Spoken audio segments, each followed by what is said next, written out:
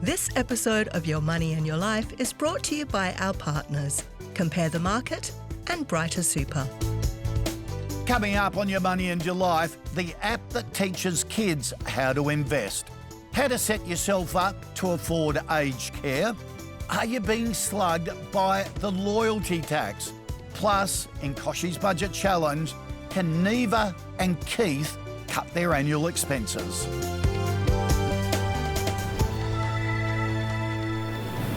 Hello and welcome to Your Money and Your Life, the show that's all about saving, spending, investing and enjoying your money. My mission is to help you make the very most of every dollar. So first up today, Kochie's Budget Challenge.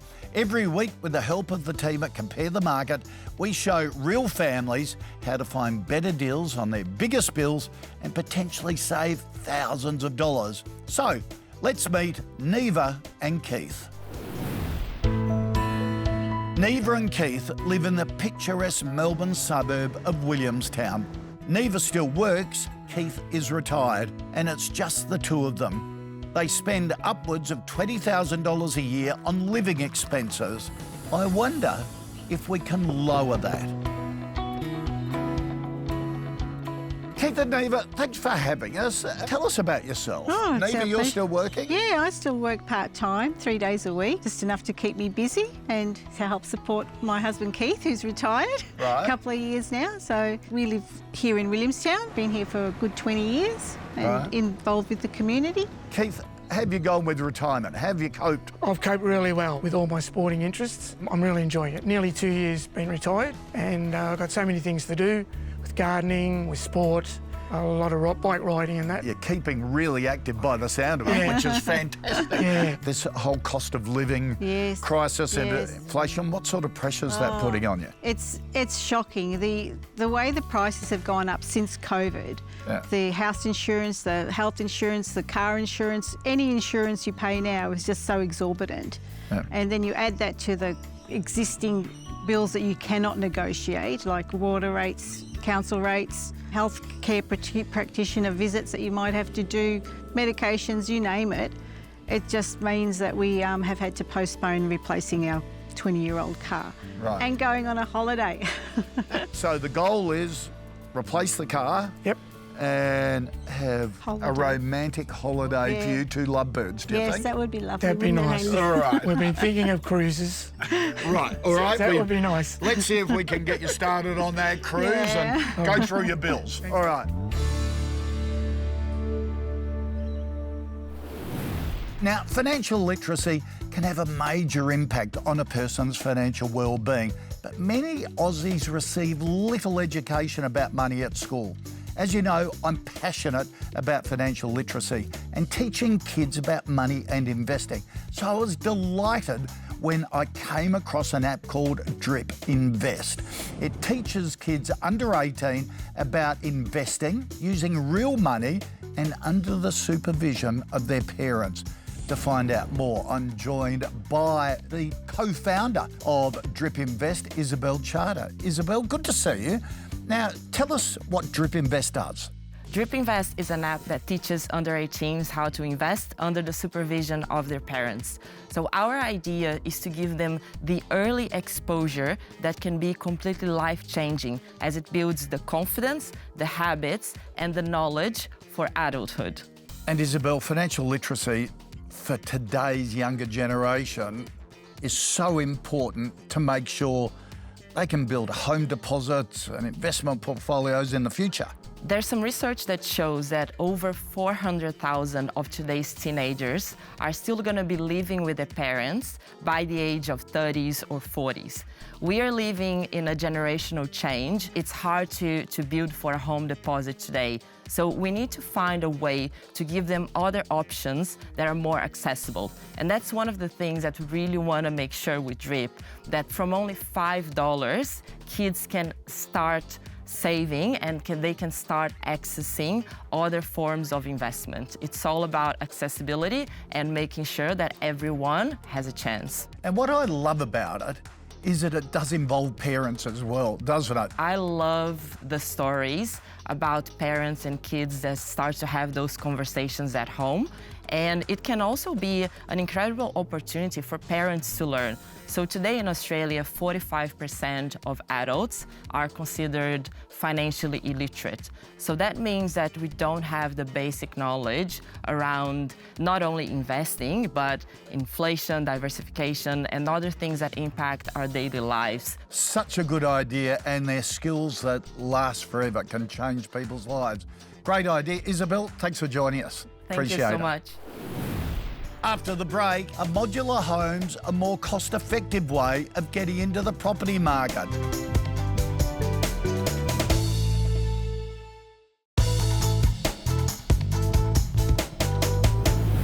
Welcome back to Your Money and Your Life. Well, are modular homes the future of the Aussie housing market? State governments like New South Wales, WA and Queensland are investing in modular homes to help solve the housing crisis as we contend with supply shortages and high property prices. These prefabricated homes are built off-site in a factory and installed at your location. They're quick to build, they're cost-effective and more sustainable than traditional homes. So, are they a good investment? Brodie Happ from online impact lender Wealth is here to tell us more. Brodie, why are modular homes so successful, and you're seeing a reaction from property investors? Yeah, we've actually seen the demand skyrocket over the last 12 to 18 months. Not only just from consumers, but also from modular builders, mortgage brokers trying to find a solution on how to fund these particular products. As we know, time is money. So when you look at the demand of construction increasing, the cost, the time blowouts that we're currently seeing with traditional builds, people are starting to turn towards solving these issues through modern ways of construction. But buying a modular home, what are the pros of that? Yeah, I mean, the pros, you've sort of hit the nail on the head. It's speed, it's efficiency, it's sustainability, but it just really comes down to the cost as well. Downsides?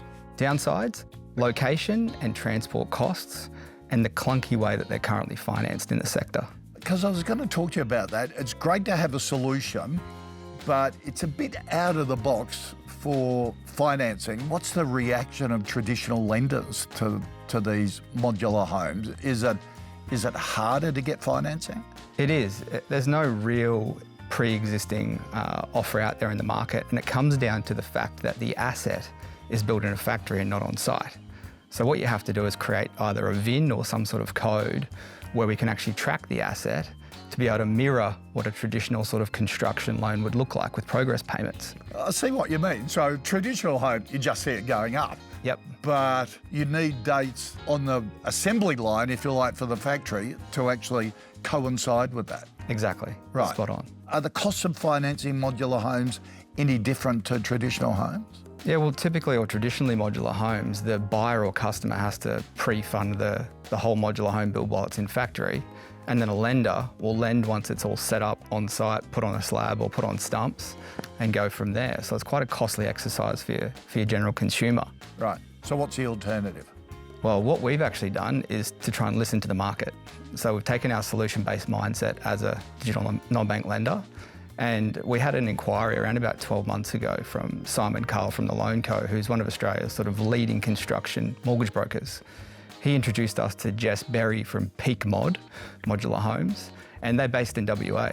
And they came to us with this issue saying, look, we would be able to build probably 2-3x the amount of homes that we can build in WA at the moment, because the average time for construction is 12 to 18 months if we had a financing solution. Right. So fast forward to today, we now have a standard product for them whereby we can provide progress drawdowns secured against their build in factory. Right. And the interest rates is competitive with traditional homes. Exactly the same as our standard construction pricing. Right. So right. Yeah, it's a real win. Yep, absolutely. Well, it is a great solution to the housing crisis at the moment. Good to see there's financing for it. Brodie, appreciate your time. Thanks very much, Dave. If you consider yourself a loyal customer, you'd be forgiven for believing you'd be rewarded. Well, that's what the big brands want us to think. The reality is you could be paying the loyalty tax. Because we think we're getting a good deal, we often neglect to look elsewhere and could be missing out on hundreds of dollars in savings. It's like Stockholm Syndrome for insurance. Meanwhile, those same companies could be reserving their best offers for new customers. It really is a kick in the guts for hard-working Australians who spend a huge chunk of their pay packet on insurance premiums. Insurance costs are up 14% on average recently, and so many of us have let them get away with it. I've been saying for years that loyalty does not pay. So the next time you receive an insurance renewal notice, run a comparison. See how your bill stacks up with other offers. Remember, the worst thing that can happen is finding out that you're already on a pretty good offer. The best thing that could happen is saving hundreds, if not thousands of dollars. Look, save your loyalty for your dog. It pays to compare. Next up on Your Money and Your Life, setting yourself up to finance aged care.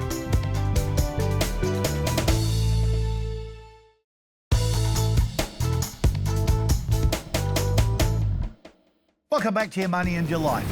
Australia's population is ageing. We're living longer, having fewer children. And there are a number of costs to take into account when looking at aged care facilities, such as basic daily fees, accommodation costs, and any additional service fees. When it comes to retirement, being aged care ready is vital. The key to this is planning well ahead of time, anticipating your aged care needs and working out how you'll fund them. For more, I'm joined by financial advisor Naomi Rosenthal. Naomi, when should you start thinking about the type of aged care needs that you might need now and sometime into the future? If it were me, David, probably early into the retirement years, so somewhere between 65 and 70, right. You want to start thinking about, if I needed to go into care at any point, what's that going to look like from a financial perspective? A lot of complexes have all different grades, don't they? They sort of start with the over 55 living, and then as you need more care, the facilities ramp up elsewhere. Absolutely. And one of the government's biggest sort of initiatives is to try and get people to stay in their own homes for as long as possible. Right. So there's also home care packages, short-term care packages that are available to people before they hit that aged care home need. Yeah, so there's a whole range of options available, isn't there? And how much do the costs vary? Quite a lot, depending whether you're a low-means resident or whether you're a fully funded retiree. But David, let's preface this entire conversation with the fact that the government has just released legislation around aged care reform. And whilst it hasn't yet passed through the Senate, the legislation is likely to get up and get through, with most of the reforms impacting people from 1 July 2025. The umbrella theme of that is if you're a self-funded retiree, you're going to need to carry more of the aged care load in terms of financially going forward rather than the government, isn't it? Correct. It is going to be more expensive. So how do most people fund their aged care and how can you prepare financially? So let's talk about perhaps the self-funded retirees rather than the low means or full pensioners. And then there's that group in between, the part pensioners. So if we're talking self-funded retirees, it's decision-making around how you pay the accommodation cost. So the accommodation cost can be paid fully through what's called an accommodation deposit, and that's whatever you negotiate with the home around certain prices. So let's call it, $500,000. Where are you going to find that money? Then it depends on who's still living in the family home. So the decisions then come around, well, are we selling the family home or are we not selling the family home? Are we drawing money out of superannuation or have we got other investments available to us? Is there an investment property that we're going to sell that's going to fund that accommodation cost? And then the next part of that is funding the ongoing costs of care. Yep. So that's a big issue for retirement planning, isn't it? If you're going to tap into superannuation. On the other side of the coin, if you're an adult child of elderly parents, how do you start bringing that conversation up with them? It's quite challenging because a lot of those conversations are really emotionally charged. I had clients recently whose mother has been in and out of hospital. She's sort of late 80s, in and out of hospital over the last several months. And they're really feeling that she needs to move into an aged care home. There's no longer her ability to stay at home. So bringing that conversation up has been really challenging for them because they know that she needs it, but she's very resistant and very reluctant to wanting to go into a home because she values her independence. So you need to navigate it in a way that expresses the fact that it's the older person's decision, but you're there to try and support them to make the right decision for themselves. Yeah, it's not only a financial decision, it's very emotional, as you say. Naomi, thanks for your pointers. Appreciate it. That's great, David. Hi, I'm Andrew Baxter from Australian Investment Education, and here's our stock update. The Federal Reserve has commenced a rate-cutting cycle as inflation begins to recede in the US. This new trend should be positive news for TLT, a US ETF based on 20-year US Treasury bonds. When interest rates are cut, yields drop and Treasury prices move higher. This is a long-term position. For those with an aggressive appetite for leverage, the position can also be traded through a triple-geared alternative, TMF. After the break in Kochie's Budget Challenge, Neva and Keith have some decisions to make that could dramatically lower their bills.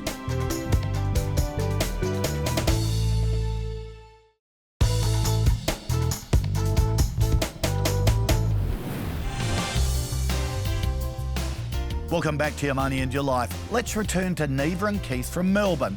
They're a community-minded couple who don't live large, but their expenses are still through the roof. The experts at Compare the Market have looked at their bills and found some better deals that could give them more money back. Keith and Neva, we've been through your bills, got a lot of great suggestions, but these are just thought starters for you. First up, your health insurance. Obviously really important to you. You're on the gold cover with top extras, zero excess on the health insurance. So while you're paying for services like pregnancy, which you're not utilising, we understand this is high level of cover that gives you peace of mind. It's good with dental and optometry, you use that a lot. Yeah. So good news is that you're getting great value for it at the moment. But if down the track, sort of have a look at it. Car insurance is really interesting. Wow. Car insurance premiums have gone up, haven't they? You've bundled your two cars and your home contents with the one insurer, and of course, on the statement that comes through, a lot of them say, thank you for the loyalty, you've got a loyalty bonus. Now, often that's just marketing that doesn't come through. The Ford Focus that you've got, premiums increased 26% last year. Yeah, okay, yep. And you're really good drivers as well. You don't claim hardly at all. Annual cost, more than $1,200, but the team at Compare the Market found a reduction with quotes for comprehensive cover from a different insurer, putting more than $140 back in your pocket. Oh, right, okay. If you're willing to bump your excess up from the current $700 to $1,000, an extra $253 a year could be clawed back. Okay, that'll be good, yeah. So on the Ford Escape, we found a quote for a comprehensive policy with another insurer for almost $230 less a year. Oh, okay. Home and contents insurance, another interesting one. Again, your insurer says that they're offering you loyalty discounts, but we found quotes for another policy. If you switch it from monthly to annually, that's nearly $240 a year cheaper. Wow. You're on an excess of $200 at the moment. If you'd increase the extra to $1,000, you'd only pay, if you needed to claim, the difference could be up to $632 a year, every year. Every year. After that.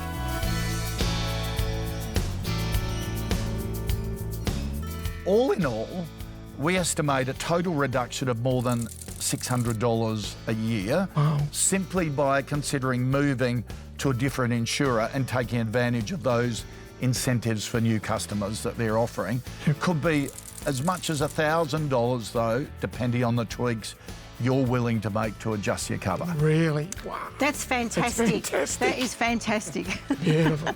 And as a bonus, to thank you for having us here and being part of the show, Compare the Market are going to kick in $1,000 in cash towards that cruise ticket. Wow. Oh, wow. Thank you so much. So hopefully that will help you get you on the cruise. I'll get it. All right. You're happy with that? Hey, thank you. That's lovely. Keep all your process going for your bills. I don't think we've met a couple who is so organised with their bills, and that's a secret as well. So congratulations, well done on that. And shall we book you in for a return visit and a review next year? You're on. You're on. A cup of tea and a biscuit will get us back here next year. Well, that's it for today. I hope you've enjoyed this episode of Your Money and Your Life. For all the latest money and investment news that you need to know, go to ymyl.com.au. And while you're there, subscribe to my free email newsletter, which is delivered to your inbox every Friday. Thanks for joining us. Next week on Your Money and Your Life, your ultimate guide to scam spotting. Plus, in Kochie's Budget Challenge, we help one Sydney family find a better deal on their biggest bills.